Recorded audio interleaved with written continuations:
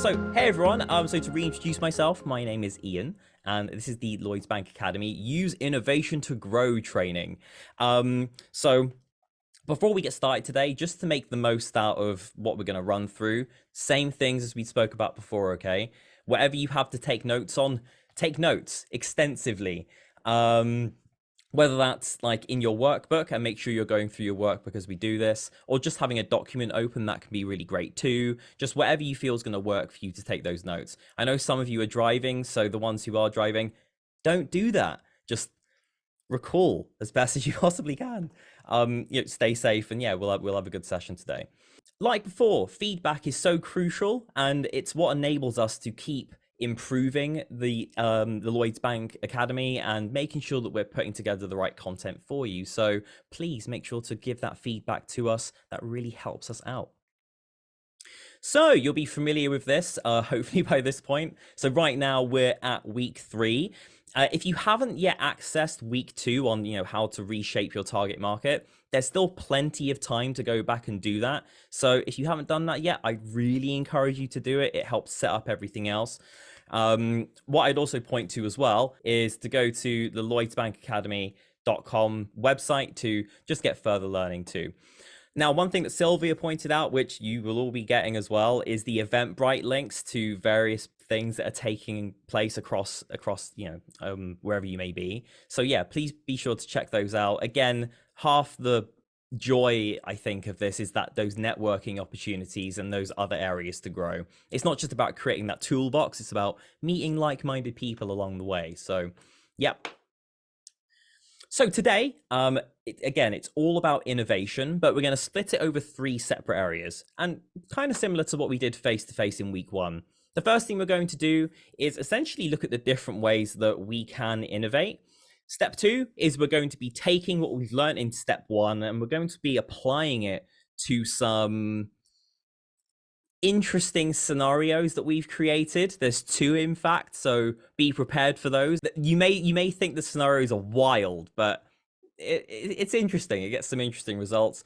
And then step 3, of course, is taking the methods we've learned in step 1, how we've applied them to the practices in step 2, and really thinking, okay, now that we've got innovation in our toolbox of things, we have a SWOT analysis, we have SMART goals, now we have innovation. How can that work for our goals and what we're doing? So first off, I would ask you, what do you think is a good bit of innovation that you've seen recently? But anything innovative that you've seen recently that you think, actually, you know what, that's a really cool example of that. What I can show you to spark some inspiration is the 2 here that I particularly like quite a lot is Oatly. I don't know about you, but I've got various Oatlys now in my fridge, whether it's like you can get barista edition. So if you have like the frothy milk thing, you can get like frothy oat milk, which I still think is fascinating. But then you've got like a general one as well. Also Netflix. I remember when Netflix was all DVDs, and yeah, they innovated and went to a more digital platform. So does anyone have any ideas of in this realm where you think, you know what, that was pretty innovative? We're going to go through step 1, which is identifying different ways to innovate. And the description that I gave you last week, which was, sorry, not last week, week 1, which was, I really want you to imagine this digital toolbox of things that we are creating over time. Okay, so whilst, maybe innovation is perfect for you, maybe it's not, but it's a good tool to be armed with in general. So that's where I would love for your headspace to be. It's just another tool that we're using. Okay, so why is innovation important? Well, so 45% of UK businesses, based on an innovation survey that was done by the government, so 45% would register as innovation active, with 13% of businesses being actively working towards innovation. So what I mean is that they constantly invest in R&D. Now, for you, you maybe you're not Apple and you're not investing in your own line of chips. So how does this look on a more real world level? Well, for me, it's more my personal R&D. I think I mentioned it in week 1, but I have a bit of time at the beginning of the week, a couple of hours first thing on a Monday morning to reflect and plan on what I'm going to do, and maybe think maybe this method didn't work all too well. Maybe there's another way around that. I'm just constantly trying to question myself and also criticize myself too, and be like, is there a better way I could have done that? Not in like a toxic way. I'm not there like being like bad to myself and be like, oh, you suck. No, I'm just being reflective and being, well, what could I have done differently to maybe achieve a better, more consistent result? This goes back to setting projects and planning and everything else. And then at the end of the week, I have those 2 hours where I've got the same thing. So I have 2 hours at the start of the week and 2 hours at the end of the week where it's all focused around what have I done? What have I achieved? Could I have done it better? And then I will actively look for new tools as well. So I'm always trying to innovate myself. And I think that's a really good real world example of how you can maybe do that too. So just bear that in mind. So it's almost taking that, you take that SWOT analysis, you take the SMART goals, you take everything that we're providing for your business and kind of turn the mirror on yourself and be like, well, maybe I can improve in certain ways, and being reflected. So I know there's 4 things here, but you're gonna have to bear with me. So there's 3 ways or approaches you can kind of take to innovation that we're going to cover, okay? So the first one is, of course, product and service development, and we're going to go into little bits as to what that means. Secondly, diversification of that product. And then lastly, integration. And I've got some interesting little tidbits that should help you digest what these things are, especially if they're new. So perfect time to make sure you're taking notes, okay? And then there's multiple approaches to innovation. And, we're going to try and come up with a few of those too, just see if, maybe there's other ways to do it. And I'd love to hear your thoughts on that too. So the first one, so if I go back, product and service development, okay? Product development, or so let's start with incremental or small and gradual improvements. I think an obvious one there is something like, how your phone is constantly getting updates, whether it's the phone itself or it could even be the applications. And you can look at the version number of stuff. So if you were to take a social media platform, you can look at the version number of that in your app store. And it'll probably be something ridiculous, like version 36.0017. That's actually a version for something, please let me know, because I feel like that's, when people quote pi, I feel it's like that. So that is a pure example of incremental improvement over time. The social media, like take Instagram, the way Instagram looked when it launched versus the way it is now is radically different based upon those small incremental improvements. But those small incremental improvements make a big change. Interestingly, have you guys read a book called Atomic Habits? Just throwing that in there. It essentially talks about if you make like a 1% change every day or every week over the course of a year, it's a big change. Anyway, that's more reflective on oneself. But yeah, incremental. Breakthrough. Let's talk about breakthrough and significant change. Well, a great example of that could be like the Tesla Model S being able to, be the longest range electric car in the world, doing a good 265 miles, a breakthrough significant change that has a massive impact. And then we can go further with something like radical innovation. Radical innovation would be an example like, I used Netflix as a previous example of innovation. And for them to go, okay, I can imagine them sitting around the table and being like, all right, the DVDs, they're good, but look what's happened to Blockbuster. And everyone sort of nods like, oh yeah, this is pretty dark. This is pretty bad times. So they innovate, right? And now they start streaming on platforms too. So to the point now where I think there's only some parts of the world where you can still get Netflix as DVDs. I can't remember the specific location, but I remember seeing it in like a BuzzFeed article. And I was like, well, there we go. But ultimately, the one thing you can see here in each of these aspects is they start by identifying a need. One of the things that I mentioned, and I know I beat you guys over the head with it on week 1, which is it's always customer focused. Every decision we're making is focused on the customer and what their needs are. And the beauty of these incremental developments and changes is there's one thing that links all of these companies, and that is feedback. So they are open to feedback. They are constantly asking for it. And because of that feedback cycle they have, they can innovate more effectively. So I would definitely write down, if you haven't already, are we actively looking for feedback as a business? Is this something that we're factoring into our process of growth? Because feedback's crucial in all aspects. Okay, let's move on to diversification of products. So there's 3 areas. Again, there's a bit of a pattern here, you'll see. So diversification, we're going to look at related, unrelated, and concentric. All right. So the first one, related, well, let's have a think about that for a second. So a good example would be something like McDonald's is a great one. So they started as just a restaurant, right? And thought, okay, well, maybe we can grow faster if we turn into a franchise. Oh boy, were they correct. Because now they're everywhere with an app and everything else. Innovation with the app there. But yeah, they're in a related area. Instead of being just a restaurant, they're now a franchise of restaurants. So they can grow through that method. Unrelated would be something, you know how, so unrelated diversification would be something like Virgin Media. So you know how, Virgin. So you've got Virgin Media, you've got Virgin Atlantic. So very different sectors, but growth nonetheless. You know, we're starting with phones and fiber optics down here, but now we have jets, and it's just more of a lifestyle brand. It focuses on all aspects.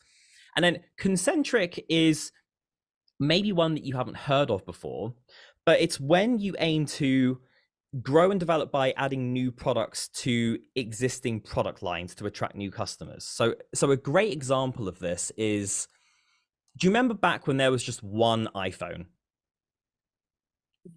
There was one iPhone. This is the way it is. And if you look at the market now, especially in terms of the latest sets, there's multiple different iPhones. Why do you think that is? Different needs, right? Identifying different needs and answering to them. But again, with the whole thing around innovation, we're focused around feedback and answering to the customer. And then vertical integration. I can describe all 3 of these with one company. Okay? And what I'd like you to do is, who here would say they're like visual learners? And by the way, you can put like the little hands up thing on Zoom, so you don't have to show your face, but you can do the little emote so I know like you're there. Great. There's one company you could do. You could do a little apple symbol. All right. Draw a little apple on your notepad. And what I want you to do is draw 2 arrows, one going to the right and one going to the left. Now, the first thing we're going to talk about is forward vertical integration. Okay. Essentially, I'm Apple, and I'm like, okay, guys, again, picture it. You're in the boardroom. It's tense environment. There's one person in that room who goes, how about we have our own stores and we sell our products in our own stores? Fantastic. Well, that way we're controlling distribution of our own product through our own stores. That's forward vertical integration. So that's the forward arrow. That's the one going to the right. You can draw like a little store on the right-hand side. Think of like a little Monopoly house. Just draw that and you'll stick. On the left-hand side, if that's forward, in fact, I'll ask you, if that's forward integration, right? Here's our store. What's backward integration then? So what you're trying to do with backwards is the thing there in the presentation is controlling production, right? But if you remember, a while ago at least, Apple used to use Intel, as in Intel's processors, the chips. They brought it all in-house. So they said, we're going to produce our own chips and we're going to put them in our own devices and we're going to sell them in our own stores. So you've then, in that one fell swoop, you've got backwards vertical integration. We're going to produce our own components. In the middle, we're going to make all the components. And then forward integration, we're going to sell them in our stores. Balanced, which is step 3 now, is a combination of all of those things. So forward, here's our stores. Backwards, here's our chips. Balanced, we're doing both. We control the entire supply chain. What would you say is the biggest advantage that probably comes from something like vertical integration? You're not as reliant, at least, on you get that phone call from your chip supplier. Oh, by the way, we're not going to hit quota on microchips. Okay, fantastic. That means we can't make as many iPhones. That means we can't make as much money from our stores. So helps to control the whole thing. And Apple's a great representation of that. Are there other ways to innovate? That what I would say is, whilst these three ways that we've just went through, right? And again, just so you're taking notes, I'm just going to go back really quick.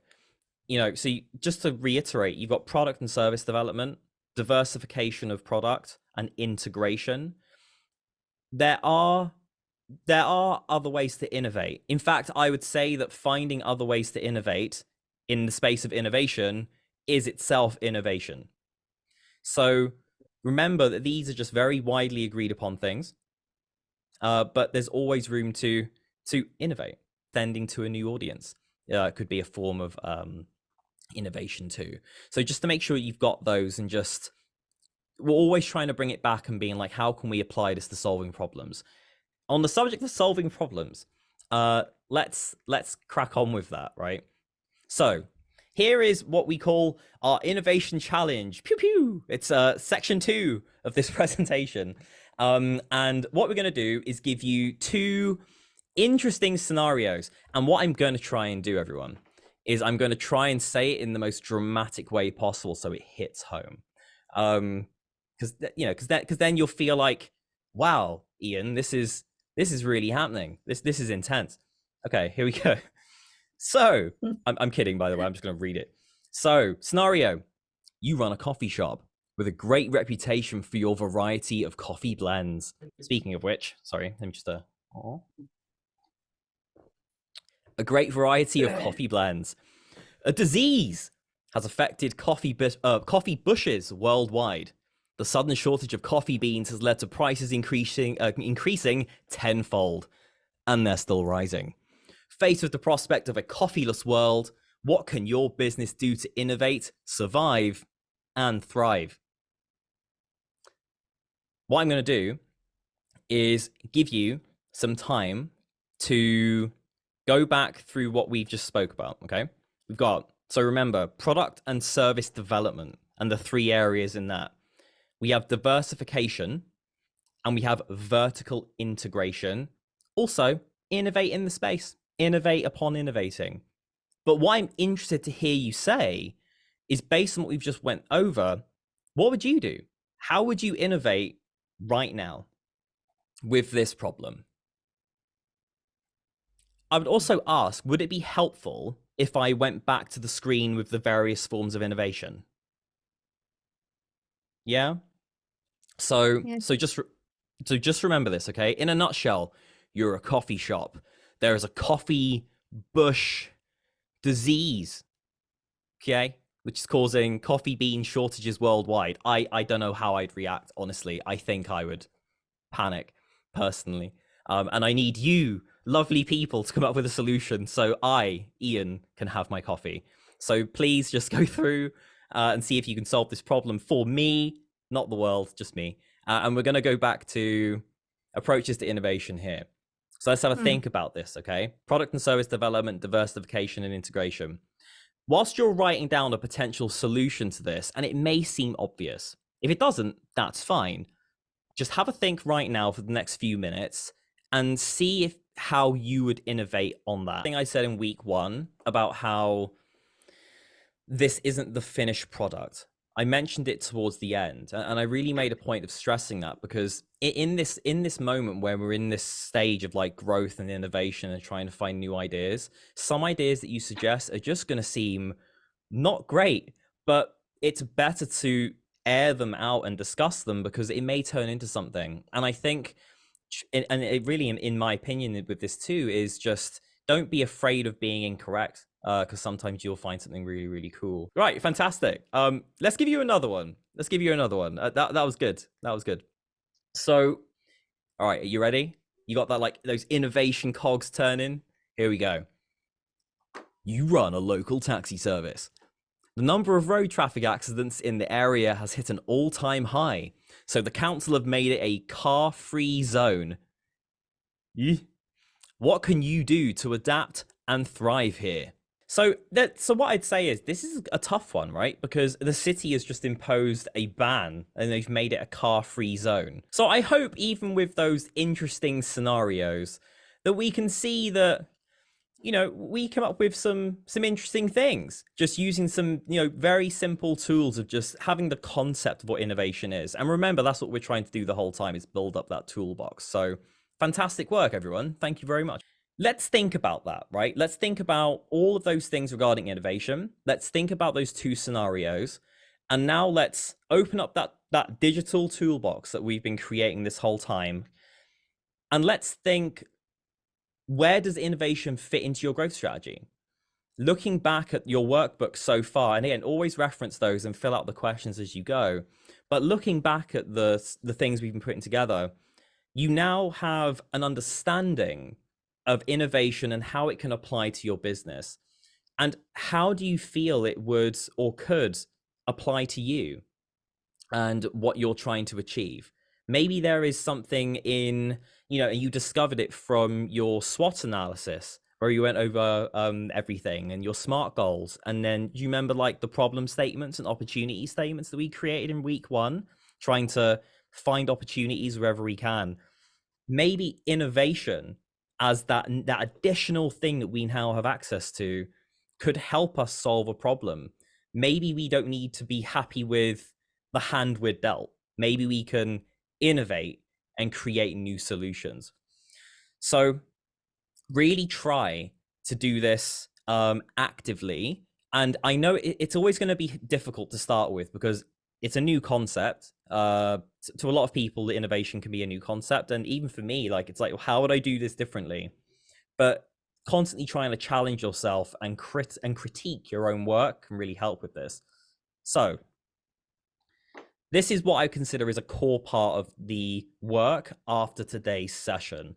And it's going to take you naturally into week 4 for the online stuff. And then again, when we meet, not meet, but online again.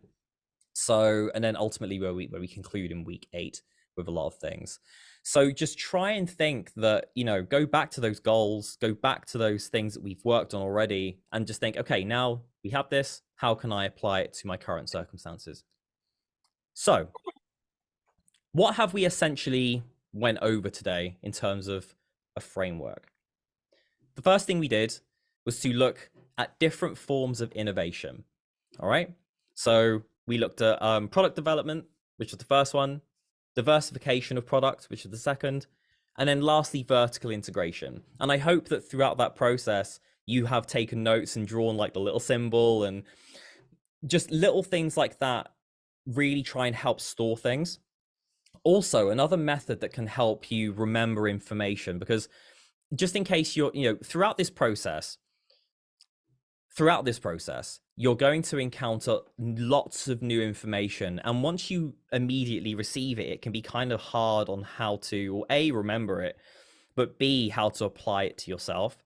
What I would try and do is tell yourself a story as if you're armed with like a very visual story, and picture it in your mind where, okay, I now have this, this is a pen, right? Which is being, wow, that's so weird because I'm using like an AI thing which removes stuff. So it's like, that's not a thing. Oh, there we go. Great. So here's the pen.